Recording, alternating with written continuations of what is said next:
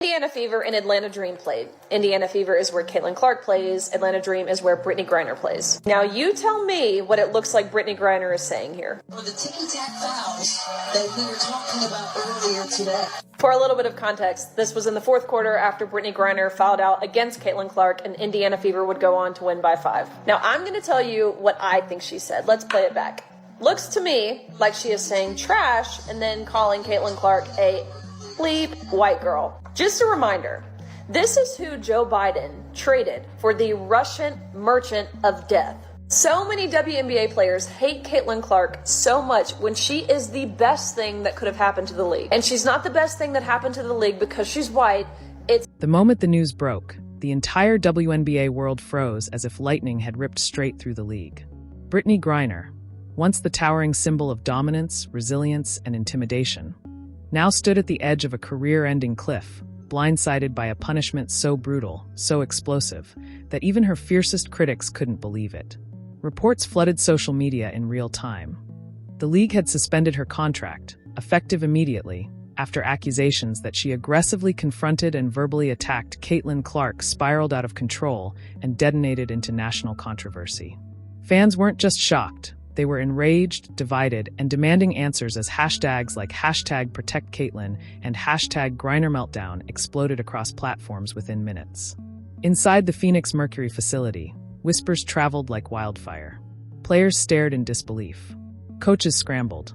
Staff avoided eye contact. Everyone knew this wasn't just a suspension. This was a message, a warning shot, a line drawn in fire. And Brittney, pacing in the training room with shaking hands, felt her chest tighten as the reality sank in. This wasn't about a single confrontation anymore. This was about years of built-up tension, resentment, jealousy, and pressure boiling over in the worst possible moment. But the most chilling part? The league wasn't done. Sources claimed more consequences were coming, and that the WNBA had uncovered details about the altercation that had never been made public. Details so explosive, so shocking, that insiders said Brittney would never recover. From the moment she entered the league, she carried a storm behind her eyes, an emotional weight she never admitted, a pressure she never escaped. The spotlight had always burned hotter on her than anyone else, but in recent years that heat had turned into something darker, something corrosive. The league had changed, the fan base had changed, and the arrival of new superstars like Caitlin Clark had shifted the balance of power in ways she never anticipated.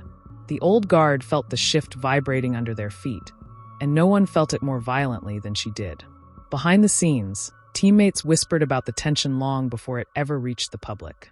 Practices simmered with unspoken rivalry. Locker room conversations froze the moment she walked in. Rising players, the ones getting endorsements, attention, fan love, became constant reminders that her dominance was no longer untouchable. Even veterans she once trusted were changing. She noticed how Diana Taurasi watched Caitlin's highlights with that mix of fascination and disbelief. She noticed how rookies like Angel Reese and Camila Cardoso were gaining entire armies of fans practically overnight. The league wasn't just evolving, it was leaving her behind. What hurt her most wasn't the popularity shift. It was the emotional shift. She used to feel like the heart of her team, the anchor, the one everyone turned to when the pressure became unbearable. But the new generation carried its own gravity, its own energy, its own momentum. They didn't look to her, they looked past her. And every time she felt that, every time she caught a rookie's eyes darting away or heard someone whisper about the future of the league, something inside her tightened and fractured. Even outside the Mercury, she felt the tremors. Across the league, stars like Aya Wilson and Sabrina Ionescu were redefining competition standards. Social media crowned new heroes daily, leaving her legacy in a slow-fading shadow. She tried to brush it off, tried to pretend she didn't care, but every comment, every post, every comparison clawed at her. And then came the rising phenomenon she never saw coming: Caitlin Clark. The league had never witnessed such instant fan frenzy. Overnight, Clark became the face of a new era. Sold-out arenas, record-breaking ratings, appearances on every major network, endless endorsement deals.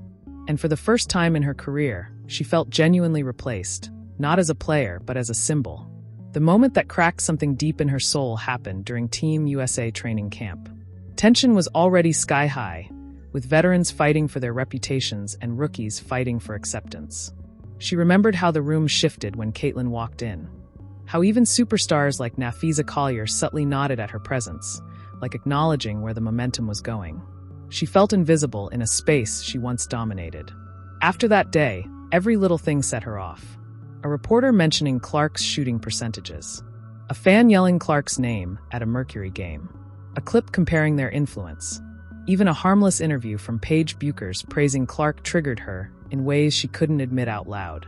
It wasn't jealousy, at least that's what she told herself. It was fear. Fear of becoming irrelevant. Fear of losing her edge. Fear of losing her identity. Her teammates saw the shift. Coaches noticed her becoming more withdrawn, more volatile, more unpredictable. She stopped laughing during practice. Stopped engaging with rookies. Stopped being the emotional pillar she once was. The pressure built silently, night after night, until it became something uncontrollable. Then came the game that would change everything. The one moment she couldn't take back. The moment she confronted Caitlin Clark. Not calmly, not respectfully, but with years of buried resentment erupting all at once. Words came out sharpened by frustration, cracked by insecurity, and twisted by emotions she never wanted anyone to see. A few players tried to intervene. Aaliyah Boston tried to cool the tension. Kelsey Mitchell shouted for space. But the emotional damage had already been done. And once the cameras caught it, once social media replayed it thousands of times, once fans took sides, the league had no choice. What the public didn't know, what she didn't want anyone to know, was that this wasn't just an altercation. It was the eruption of a psychological storm years in the making. Yet even then, she thought the backlash would pass. She thought the league would protect her like they always had. She thought the fans who once adored her would push back against the hatred. But then the WNBA made a decision that shattered her world in an instant. And the moment she heard the words "contract suspended," she felt her entire identity crumble, because deep down she knew. This was only the beginning. The days leading into the incident felt like a countdown to an explosion no one realized was about to detonate. Tension swirled through practices like a storm cloud, thick enough that even the rookies whispered about the energy shift. She walked into the facility with a stiffness in her jaw, her shoulders locked, her eyes burning with a pressure she couldn't blink away. Every headline was about one person. Every question from reporters circled back to the same rising star. Every comparison, every clip, every conversation pulsed with the same unavoidable name: Caitlin Clark. She was sick of it. She tried to drown it out, tried blasting music during warm-ups, tried avoiding interviews, tried ignoring the conversations happening just feet away from her. But it didn't matter. Everywhere she turned, Clark's influence shadowed her steps. Even during film review, the coaches paused on a clip of Clark threading a no-look pass through traffic, and she felt something inside her twist with a venomous snap. It wasn't jealousy. She insisted that to herself again and again. It was exhaustion. It was frustration. It was the crushing fear that the league was rewriting its story without her in it. That fear reached a breaking point during a heated scrimmage. She missed an early rotation, and the ball kicked out to Clark for a clean three. Swish. The room echoed. A few younger players clapped. Someone muttered, "She's unreal," under their breath. She heard it. She pretended she didn't. But the sound burrowed into her chest and scraped against every nerve. During the next possession, Clark drove the lane, and their bodies collided harder than necessary. The air shifted. The gym fell silent. Clark brushed herself off with composure, but the look in her eyes, focused, fearless, unfazed, ignited something uncontrollable. Then came the media moment that pushed her over the edge. A clip circulated online showing Clark laughing with Angel Reese after practice, joking about the old guard and how the future of the league was speeding up. It wasn't even a dig at her specifically, but the timing, the phrasing, the tone, it all struck her like a direct hit. Fans were eating it up. Millions of views. Comment sections on fire. People claiming Clark had already surpassed her impact. Strangers calling her washed up. Analysts debating if Team USA even needed her anymore. She snapped. The confrontation didn't start as an explosion. It began as a simmer, her blocking Clark's path near the tunnel, jaw clenched, voice low. "You think you run this league already?" she growled. Clark, calm as ice, replied, "I'm just here to play." But that composure only fueled the fire. She stepped closer, invading space, voice rising. "You don't disrespect veterans. You don't walk around like you built this." A few players noticed the shift. Aaliyah Boston tried lightly calling Clark over. Kelsey Mitchell stepped between them for a moment, only for her to shove past with a frustrated swipe. And then, in a moment she would replay in her head 1,000 times, the words spilled out, sharp, heated, unfiltered, the kind of slur-laced, emotionally charged outburst that left the hallway frozen in disbelief. Clark's expression changed instantly. Not fear. Not anger. Something worse, disappointment. A look that said she expected better. Someone gasped. Someone else whispered, "Did she really just say that?" A staff member sprinted toward them. Cameras on the upper walkway captured everything. And within minutes, every social media feed on Earth was on fire. Clips went viral. Hashtags erupted. Fans took sides with an intensity the league hadn't seen in years. Clark fans demanded consequences. Her supporters defended her out of loyalty. Analysts claimed it was the biggest confrontation since the league's inception. The Mercury's locker room shattered instantly. Some players silently packed their bags, avoiding eye contact. Others whispered behind closed doors. A few veterans exchanged worried glances, realizing this wasn't just a heated moment. This was a scandal big enough to shake the league's foundation. She tried to tell her coaches it was blown out of proportion. She tried to spin it as a misunderstanding. She tried to convince herself she'd been provoked. But deep down, she felt the dread tightening around her throat. Then the WNBA stepped in. Kathy Engelbert released an urgent statement that the league was actively reviewing conduct violations. The phrasing alone made her stomach drop. Violations, plural. That meant the league wasn't treating this as a single confrontation. They were investigating everything. When she was called into the private disciplinary meeting, the tension was suffocating. Executives sat across the table with stone-cold faces. Not one smile. Not one nod. Not one shred of comfort. On the screen, silent video clips replayed the confrontation from multiple angles. Her words, her stance, Clark's reaction, the escalating tension, the shove, the slur. Then came the twist that shattered her world. The league revealed they had uncovered previous unpublished incidents. Moments staff had documented but never leaked. Minor altercations. Verbal flare-ups. Complaints from opposing players. Emotional volatility behind the scenes.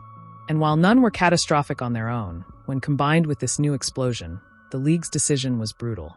Effective immediately, one executive said. Your contract is suspended pending full disciplinary review. The room spun. Her heart pounded.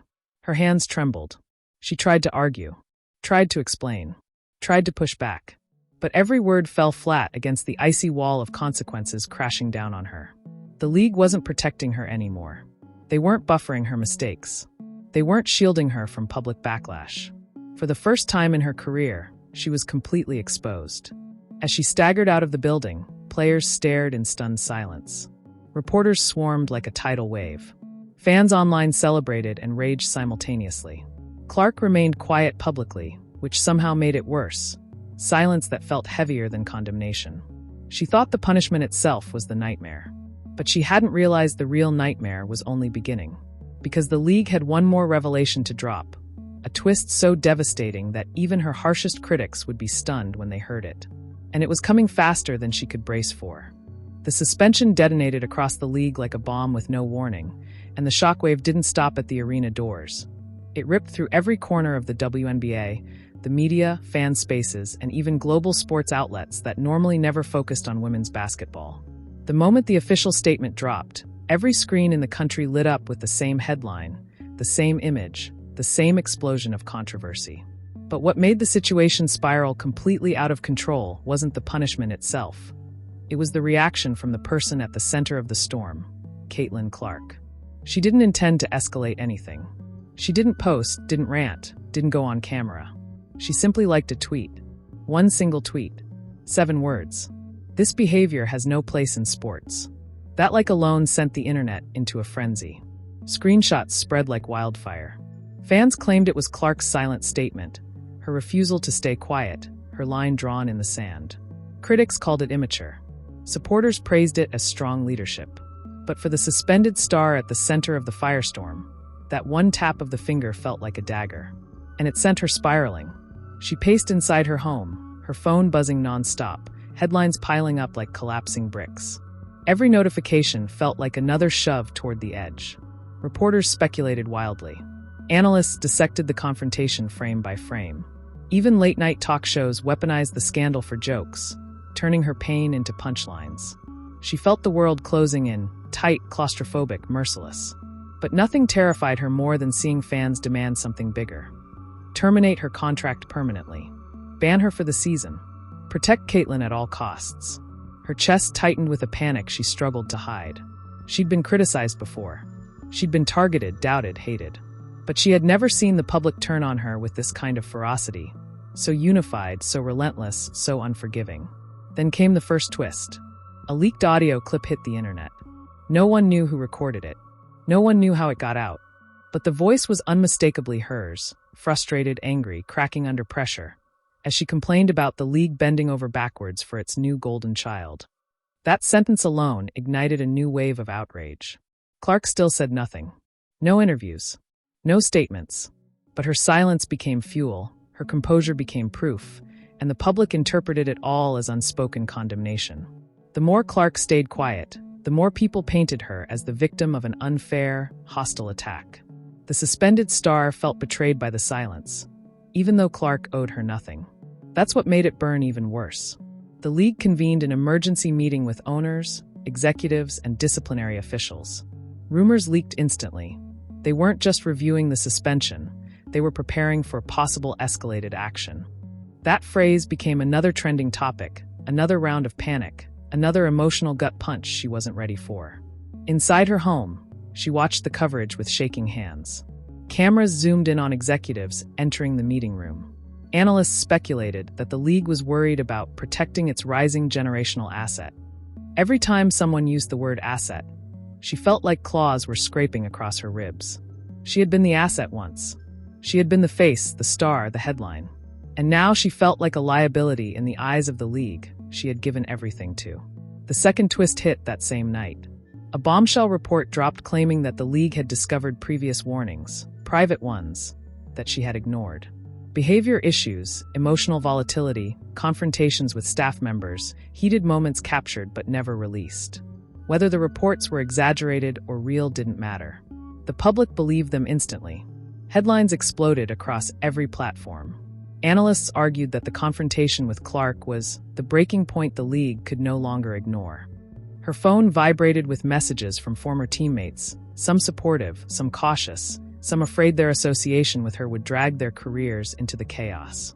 She felt abandoned. Not one executive called to check in. Not one coach stepped forward publicly.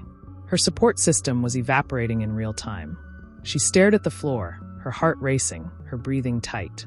She replayed the confrontation again and again, her voice rising, Clark stepping back, the moment anger overtook reason. She hated what she saw, hated how she lost control, hated that one outburst had become ammunition for people who already doubted her place in the league. But the breaking point came when she turned on the TV and saw Clark walking into her own practice facility, surrounded by cameras. The young star looked composed, collected, centered. She didn't address the scandal directly, but reporters zoomed in on a band of teammates around her, offering support, guiding her through the chaos with calm reassurance. That visual alone broke something inside the suspended star, a reminder that Clark was protected, uplifted, embraced. And she was alone. The emotional unraveling was slow at first, a tight jaw, a clenched fist, a pounding pulse. But then came the panic, the kind that feels like drowning in air, the kind that makes walls close in, the kind that twists your mind into worst-case spirals. She felt it swallowing her, gripping her, suffocating her. And just when she thought the day couldn't get worse, the league dropped the most devastating news yet. They were bringing Clark in for an official testimony. The suspended star felt the floor drop beneath her. If Clark described even a fraction of the confrontation with honesty, it would be catastrophic. And if she added details the public didn't know yet, details only she and Clark heard, the consequences could escalate into something irreversible. The panic hit her full force. Her breathing sped up. Her heartbeat thundered. Her hands trembled uncontrollably. She stumbled into the hallway, gripping the wall, feeling the world tilt violently around her. She knew what this meant. She knew where this was heading. She knew Clark would tell the truth, and that truth could end everything. Her career wasn't just in danger. It was hanging by a thread. And the most terrifying part was the realization that came crashing down on her in one brutal instant. Clark held the power now, and the league knew it, and they were preparing to use it.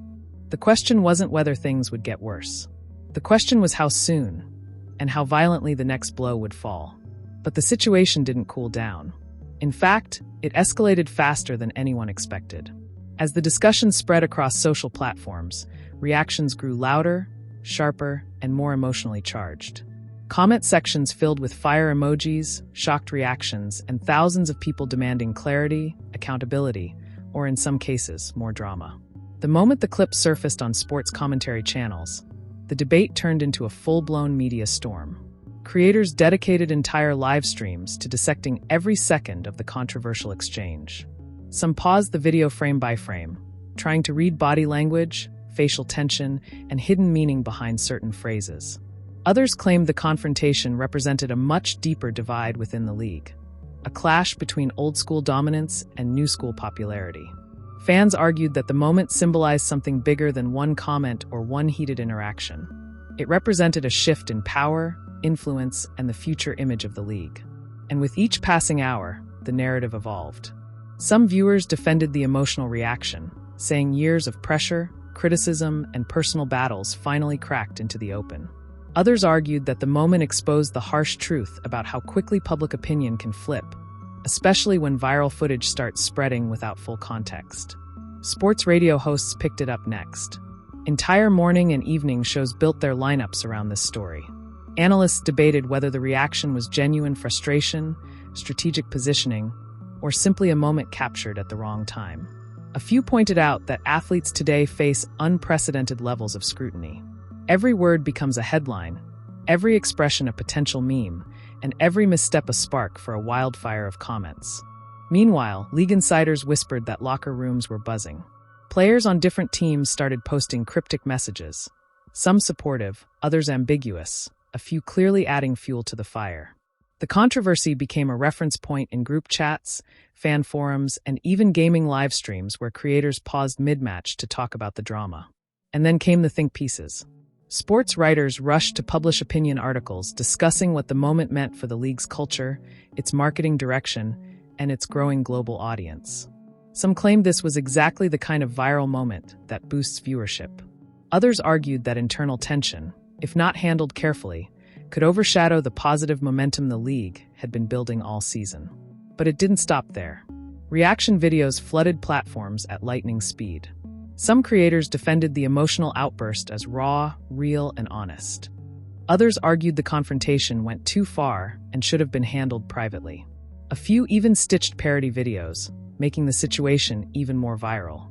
Algorithms picked it up instantly, pushing the story into trending lists, recommended feeds, and sports compilation channels.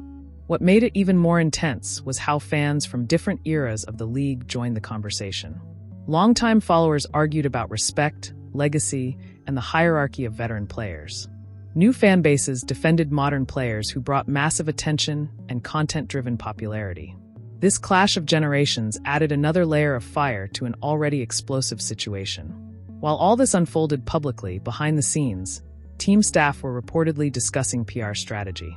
Some league officials wanted the situation to settle naturally, while others pushed for a statement to calm tensions.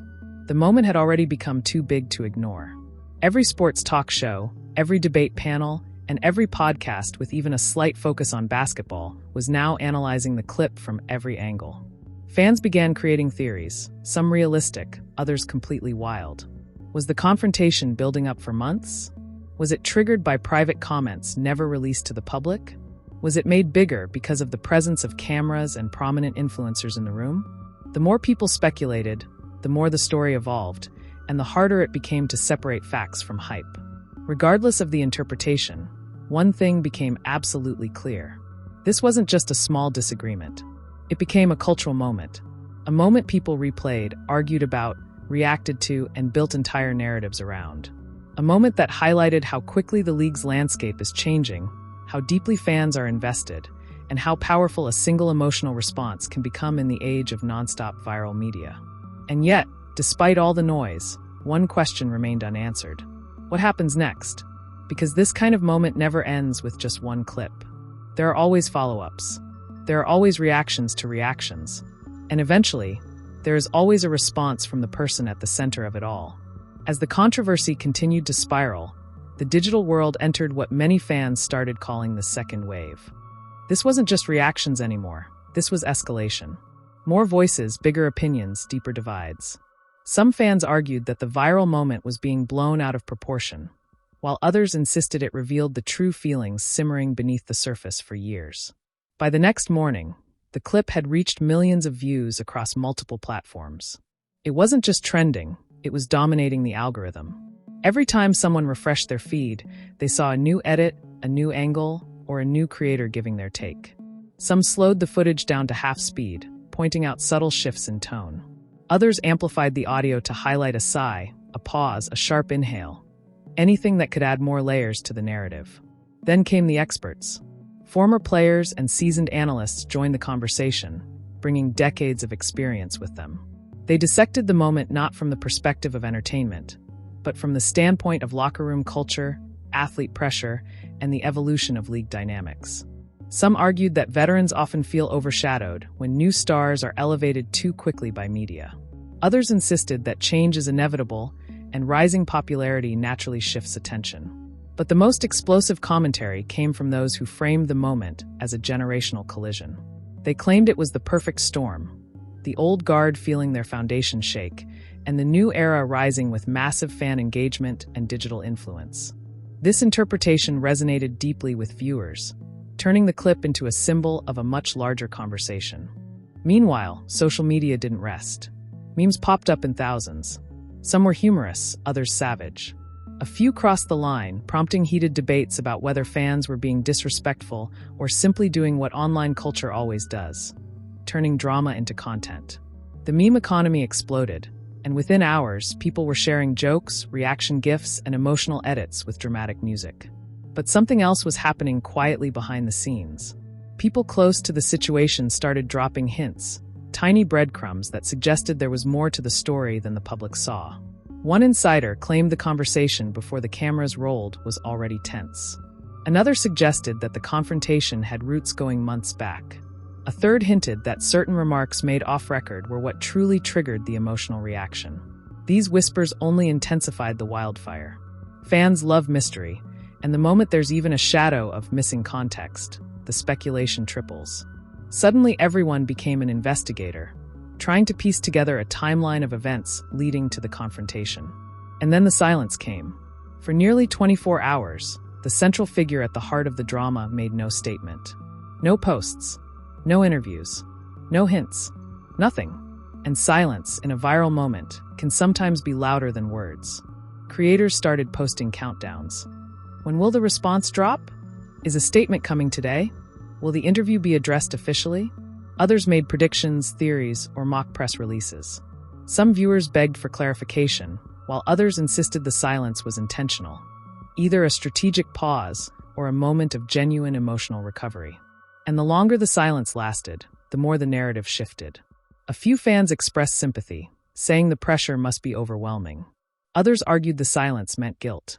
A third group believed it was a smart move, letting the storm burn out before stepping back into the spotlight. But the storm didn't burn out. Instead, a brand new layer of drama emerged. The reaction from fellow players. Some posted subtle supportive messages like, "We stand strong," or "People forget athletes are human." These messages gained immediate traction and were interpreted in a dozen different ways. Were they defending the emotional reaction? Were they pushing back at the criticism? Were they indirectly calling out the viral clip? Other players posted more cryptic quotes, lines about respect, leadership, and authenticity. Fans took screenshots, circled phrases, and created side-by-side comparisons to craft new theories. Suddenly, the narrative wasn't just about one confrontation. It became a full-scale commentary on the culture within the league. Commentators on sports TV added fuel by asking whether teams needed better media training. Others suggested that influencers in the room had triggered the emotional response intentionally for content. Debate panels became battlegrounds of opinion, with hosts shouting over each other, insisting their interpretation was the correct one. But the biggest shift came when rumors started circulating that the league itself was considering releasing an official statement to address the escalating situation. Some insiders hinted that certain officials were frustrated at how the narrative was overshadowing recent achievements. Others believed the league wanted to protect the mental health of everyone involved. This rumor alone caused another explosion online. Fans debated whether the league should stay out of it or step in. Some claimed that a statement would only make things worse, while others argued it would show leadership and unity. Video creators began titling their uploads with phrases like, "Breaking, official response coming soon? League reportedly considering action. Drama forces new direction?" The suspense grew. The pressure built. Every passing hour felt heavier than the last. And then something happened. A new video surfaced. Not a statement. Not an interview. Not an apology. A moment. A clip, short, raw, and unfiltered, that completely shifted the mood of the entire internet.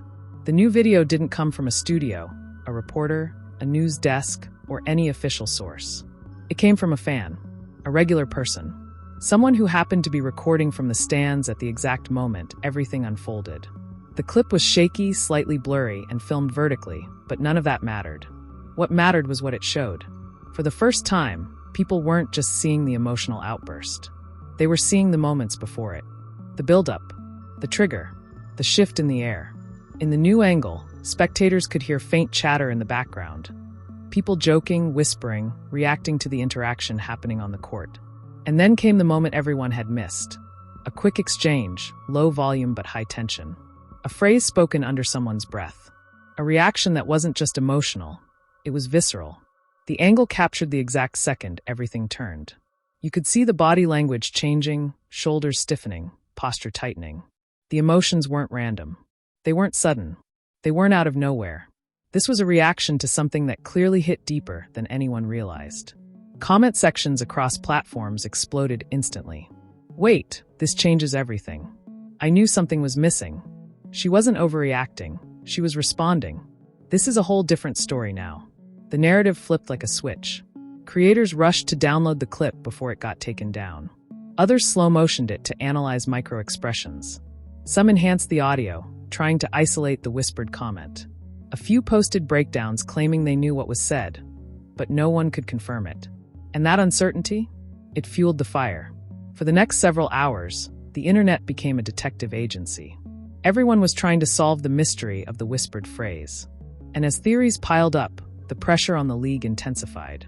Suddenly, the silence from the central figure didn't look like avoidance. It looked like someone trying to protect themselves from a narrative that didn't reflect the full truth. Support surged online. Hashtags calling for fairness started trending. Fans who were critical earlier changed their stance. Even some of the harshest commentators softened their tone once they saw the new footage. What had been framed as an overreaction now looked much more like someone finally hitting their breaking point after enduring something unacceptable. But while the public was beginning to shift, the behind-the-scenes situation was becoming even more chaotic. People close to the team were whispering that the coaching staff was caught completely off guard. They had no idea the confrontation had escalated that quickly. Others said that certain players in the locker room already knew this was coming because tensions had been brewing for months. Not between rivals, but between teammates, veterans, rookies, and the pressure of constant media narratives. Another insider claimed that team meetings had grown more intense in recent weeks. That certain comments had been made privately that mirrored what was said on the court. That frustrations had been building and nobody had stepped in to mediate. The leaked fan clip didn't just add context, it exposed a fracture line. Then the shockwave hit. A major sports account posted a compilation. The original viral clip, the newly released fan angle, and an analysis overlaid with captions. Within minutes, it hit millions of views. Within an hour, it became the most watched video in the conversation. And within 2 hours, it reshaped the entire discourse. People who were mocking the reaction earlier suddenly fell silent. Some deleted their comments. Others posted apologies. And a few doubled down, insisting the new clip didn't change anything. But their voices were being drowned out by the overwhelming shift in public sentiment. But the biggest turning point came next. A reporter, someone who had been covering the league for years, posted a cryptic message. The new angle explains a lot. But trust me, the full story is even bigger. That single line shut down the internet. Fans begged for details. Creators demanded clarification. Analysts speculated endlessly. What did she mean? Was there more footage? Was there an off-court dispute tied in? Was there private tension that had now boiled over into the public eye? No one knew. But everyone felt the same thing. This wasn't the peak of the story. This was the beginning of the explosion. And within hours, A second unseen clip was rumored to exist. A clip from inside the tunnel. A clip that allegedly captured the aftermath. And according to whispers, that video would change the entire conversation again. The rumor hit first. The panic followed second. The fallout came third. A late-night post from a burner account. No profile picture, no real name, no credibility, should not have had the power to derail an entire league. And yet, within minutes, it had half the internet frozen in place. The account claimed to possess the tunnel footage. The clip everyone had been whispering about, the clip insiders had refused to comment on, the clip the league hoped would never surface. Nobody believed it at first. Then the account posted a screenshot. One frame. One still image. One moment captured in brutal, undeniable clarity. The shot showed the hallway beneath the arena, dimly lit, concrete walls stretching in both directions. Security scrambling. Staff turning their heads. And in the center of the frame, the aftermath of the confrontation, raw, shaken, furious, overwhelmed. The internet detonated. Comments flew faster than people could read them. Post the full video. What happened down there? Why does this look worse than the court footage? I knew there was more to the story. The burner account vanished seconds later. Deleted. Gone. No trace. But it was too late. The image had already been screen captured thousands of times.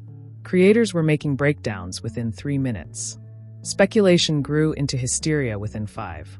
And in the arena, people who were there, staff, workers, security, started anonymously messaging reporters. Some said the emotions backstage were unlike anything they'd ever seen. Others claimed there was shouting so loud it echoed through the loading dock. A few insisted there was more than shouting. But the most chilling part? Every anonymous message ended the same way. Someone crossed a line. No one said who. No one said how. But everyone agreed it happened. By the next morning, the league offices went into emergency mode. Meetings that were supposed to be casual suddenly turned into crisis sessions.